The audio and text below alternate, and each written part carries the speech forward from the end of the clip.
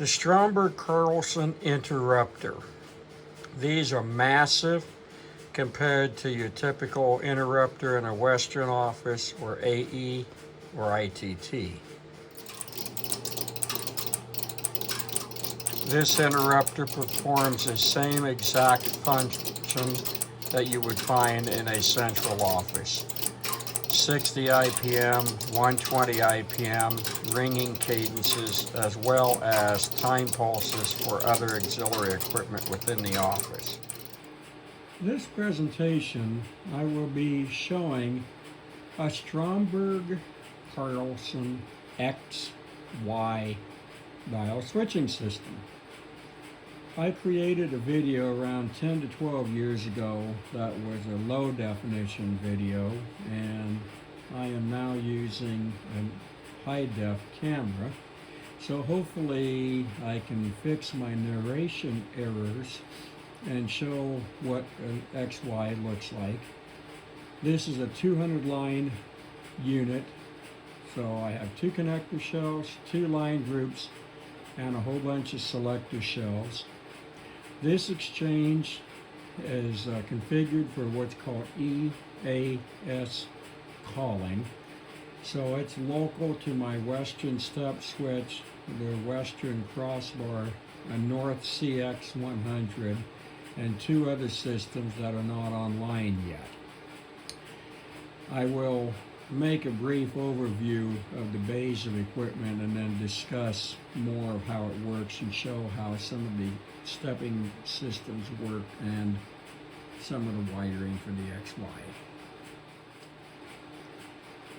The XY system was widely used by the independent telcos, co-ops, and your mom and pop type telephone companies.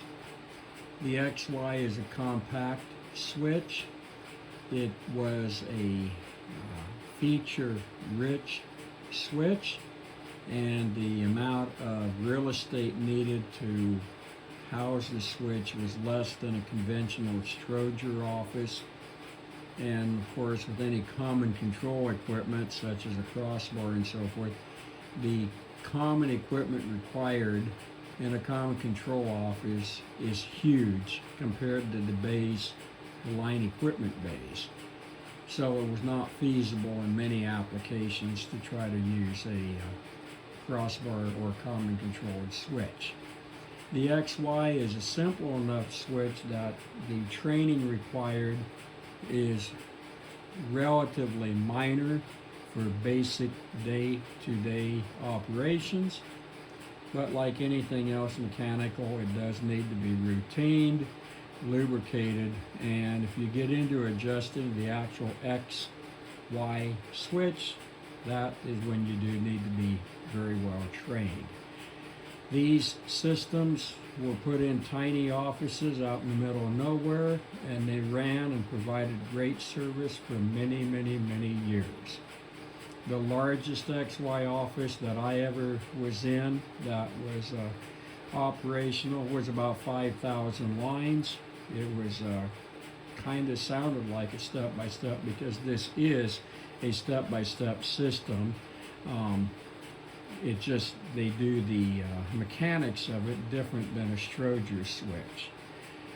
There's plenty of videos that I have made, as well as others, that shows the Stromberg switches, and as well as the crossbar and panel switches that the Connections Museum has. I'm trying to get my YouTube subscribers up to 2,000, so if you would, please like the video, share the video, and subscribe. I will go into further detail. Front of the XY, I have 2 line groups as I previously stated. Down below is one 100 line lockout line group. Directly above that is a connector shelf. And then above that, which is barely visible, is another connector shelf. This office is a 5-frequency office, so I can do 5 and 10 party phone lines. The frequencies in my ringing plant is 20, 30, 40, 50, and 60 cycles. This particular machine has a vacuum tube tone generator. The tones that this provides is fantastic to listen to. It's a single tone for dial tone, busy, and reorder. And I will couple some audio to this in the future part of this video. These tubes are on 24 hours a day, 7 days a week. I removed some of the can covers off of the relays in the line group. The very top relay strip, which only has 3 relays on it, is the common supervisory relay strip for this line group and the allotters. Directly below that strip, with more relays on it, are the 2 allotters that control rotary switches for the allotment of the line finders. And the line finders, of course, are XY switches, and I will show those briefly. Directly below that, there are 3 plates that I have the covers removed, and those are the line, lockout, and cutoff relays. This particular line group was common in communities that would have had one-time open wire or cables that could get damaged and busy out the office. So they had a lockout feature that was controlled from the selector on a timing pulse. I do not have any of that hooked up, which is not a complicated task, but I just chose not to do that when I wired the office. Just as a side note, I'm probably one of the very few people who ever installed XY equipment in a hotel, motel, at the Oregon coast when I had my payphone business, and we provided telephone service to the rooms and collected revenue off of all the long-distance calls routed through our payphone business. So this is one of the few pieces of equipment that I've, in my lifetime, ever actually made any real revenue off of. A picture of the XY switch.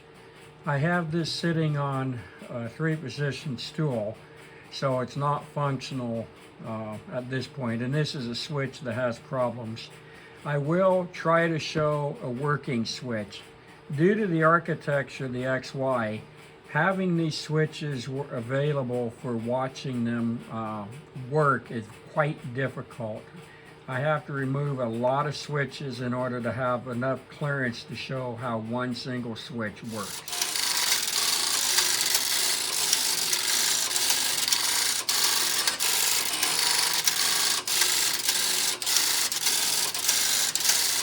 I had the line finder routine test enabled, and you can tell how much noise it made. And of course, now and again I'll run both line groups simultaneously, as well as pump calls through the office to routine the switches. One of the issues with the XY, due to it being a horizontal switch, it does not like dusty environments, and unfortunately my central office has a fairly high dust factor because I live in the country. Even though I do try to migrate that as much as possible, I still have dust. The other thing is these switches want to be used. They do not like sitting idle for hours or days on end. And with very little traffic in this office, I will have an occasional switch that gets hung up. I do have this system on the CNET, which the office code is 462 61XX and 63XX. If you dial 462 6399 or 6199, you will hear a busy signal from the interrupter and tone supply.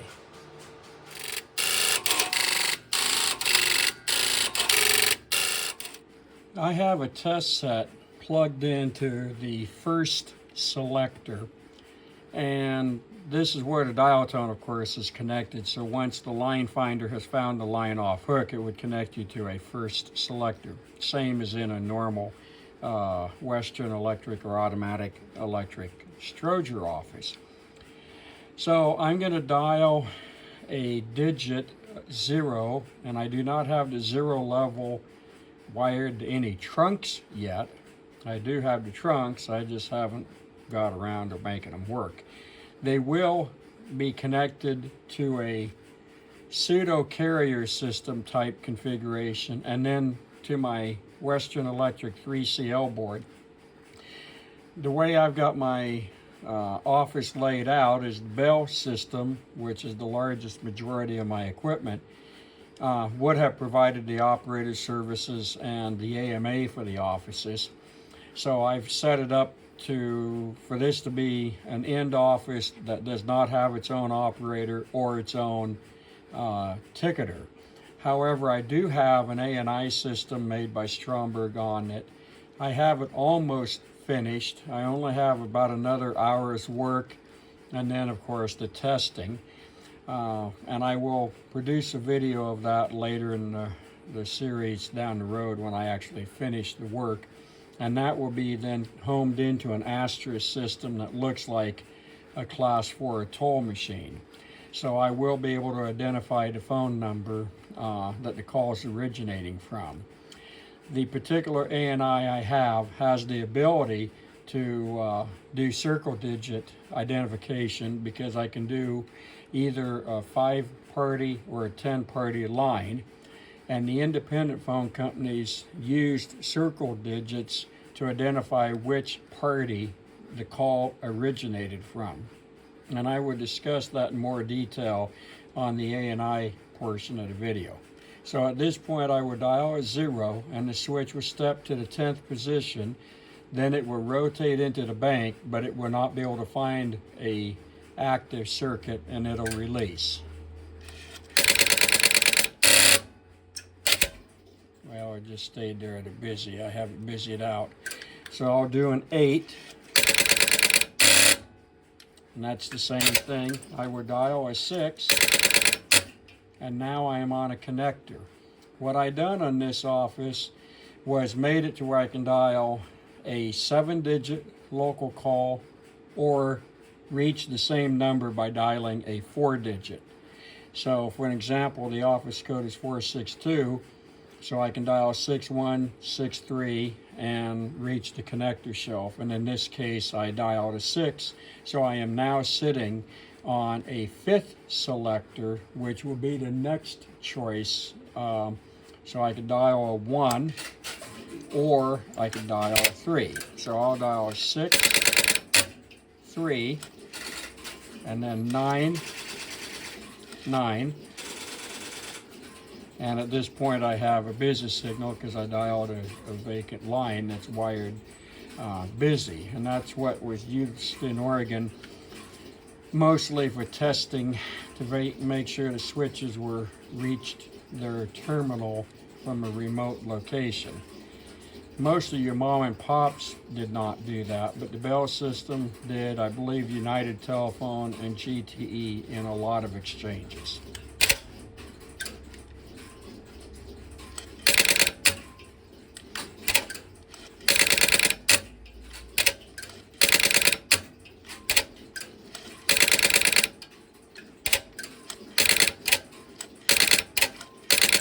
I'm dialing a 3, and that is digit absorbing, because the office code for the step-by-step is 377. So I'm digit absorbing the 3, the 7, and now I'm sitting on an incoming selector in the Western step-by-step office. One of the nice things about this particular machine is it's electrically compatible with a Western step-by-step, so that as far as this switch is concerned, when I dialed a level that had a Strowger switch connected forward, it doesn't know what it's connected to, and it doesn't care.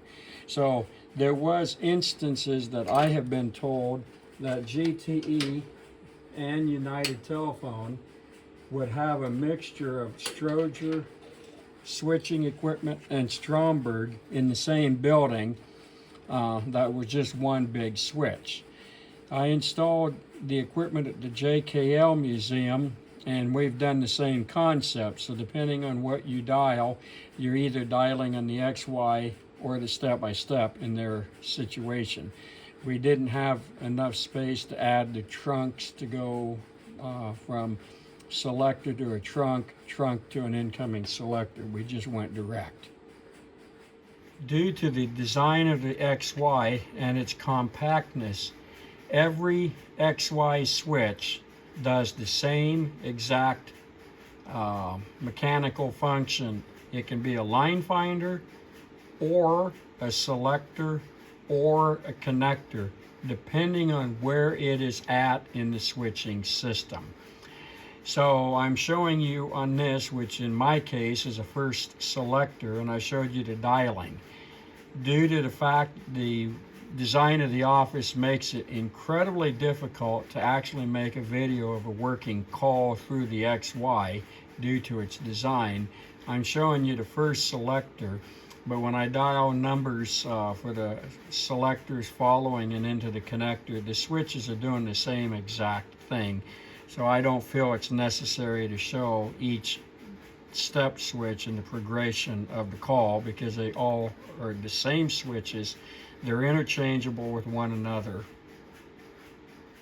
This is the jack that the XY switch actually plugs into, and this is a selector, and I will show that with the cover removed.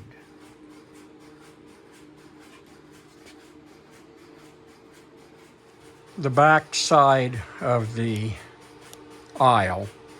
This equipment is designed to be back-to-back mounted to conserve space. It is a real bummer to work on when you need to wire the jacks, because you have to, in most cases, remove a lot of equipment. Here I will show the jacks on the connector shelf.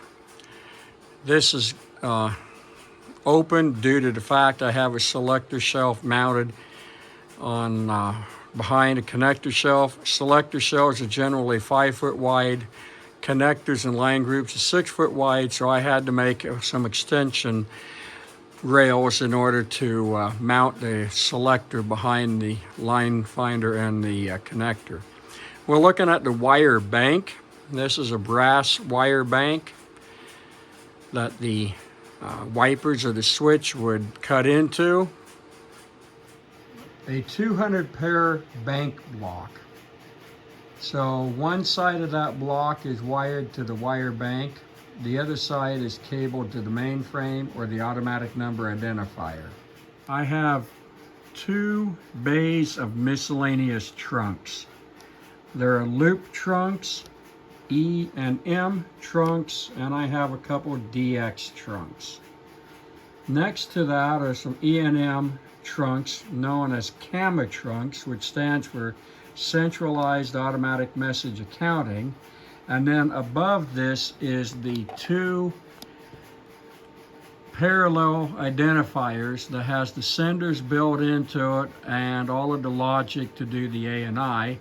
And then of course at the very top are the network cards that are wired to the connector shelf, and then a few leads are wired to the identifier. The rear of the common equipment aisle and the ANI and trunks. I have effectively 2 power bays, one that was removed from a PBX and the other one that is out of a central office. I am using the tone generator of the one from the PBX, and then of course the central office ringing tone and all that stuff is in the next bay. And then of course I have the identifier and trunks. The rear of an ANI trunk or CAMA trunk. This is a fairly new trunk because it's using PVC plastic wiring. As we look up here to the outpulser identifier, this is all cloth covered wiring. We're looking at the diode field, and this is where the office codes are assigned. In this case, This parallel identifier can outpulse up to 4 different office codes. I'm going to be using 2. One for the North Electric CX100 and one for the Stromberg XY. The back of some of the various trunks that I have. Hopefully this fall I can start wiring these up. When I got the common equipment bay, it was cut apart, so every module had been cut and removed. So I had to build a brand new wire harness to interconnect all of the components back together, as well as run the leads to the necessary places in the central office. This is the dial tone from the XY.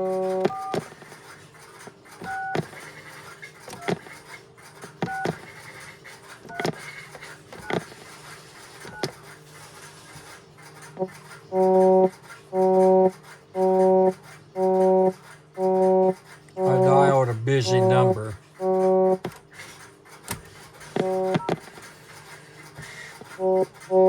I've dialed a level that is not connected to anything.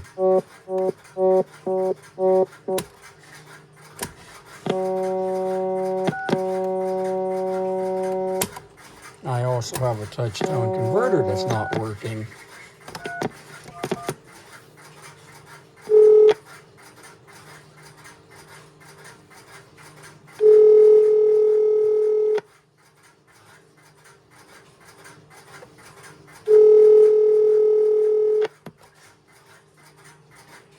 The unit we're looking at is the ringing generator. This is a solid state 5-frequency ringing generator. Hope you've enjoyed the video of the XY. This was recorded May of 2023. Please like and subscribe.